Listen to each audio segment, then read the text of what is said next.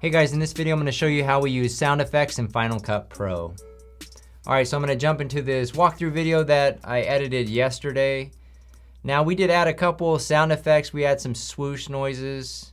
Now this snapping, I don't like it, so I'll hit N. Let's zoom in a little bit. So I used the Swoosh 8 yesterday, and I just want to show how it can just add a little bit of depth to some of your shots. Obviously it's not necessary to be adding sound effects all the time, but anyways, but first before I dive into that, I want to show you where the sound effects directory is. Some of you guys might find it easier just to open up the music app on your computer and then add the sound effects tracks in there, which we typically get our sound effects tracks from either Audio Jungle or Epidemic Sound, some of our sound services that we use.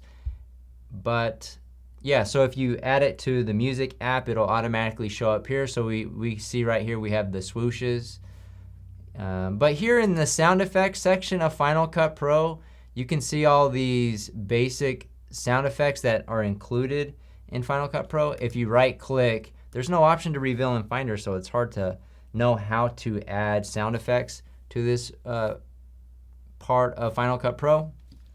I'm going to show you where to do it right now. So if I open up Finder, I actually already opened up the folder, which is called Final Cut Pro Sound Effects, and I'll show you the directory. The directory is, you'll go all the way back out to your Mac. In this case, it's Mac Pro 28, then our hard drive is Mac HD. The next folder you want to go into is the library, then audio, Apple Loops, Apple, and then finally Final Cut Pro Sound Effects. Now within this, what I did create was a folder called Property Videos, and what I did was just add the swishes and the swooshes.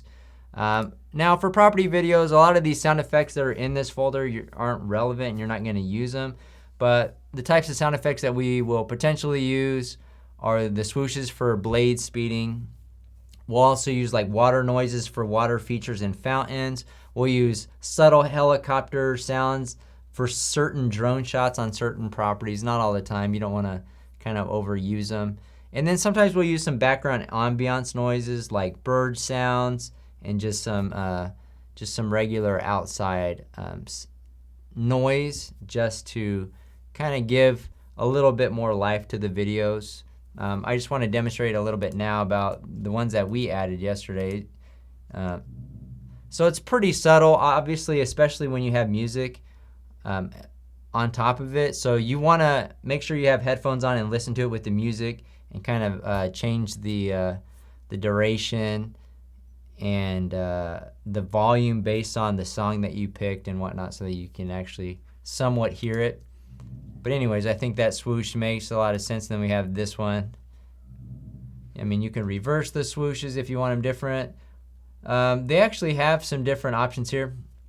But what I was saying, actually, let me go back here. So I created a property videos where we have these swishes. So by default, if you click on sound effects, it's going to load up all of them. You want to go up here and then go down to property videos, and then that'll just show all the ones that are relevant to the property videos. You could also sort it by genre and be able to see yours, but anyways, I would just keep the ones in here that you use most frequently. This isn't scrubbed through. I obviously don't use all of these swishes and swooshes, but the ones that you would use, you keep in there, the water noises and just things, just to make it easier, so whenever you're editing, you can go right to sound effects and you see the relevant sound effects that you're gonna be using. So I think once you do have some no, you still can't see it. I was thinking that you could right click once you've added some, but no.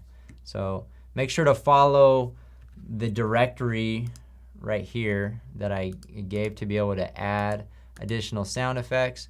But that being said, about sound effects, I wouldn't recommend overly using them. I think they do add a lot of value to your videos, add kind of another element that makes them stand out from other ones on the market. But anyways, that's going to do it for this sound effects tutorial for Final Cut Pro. If you guys have any additional questions, feel free to reach out.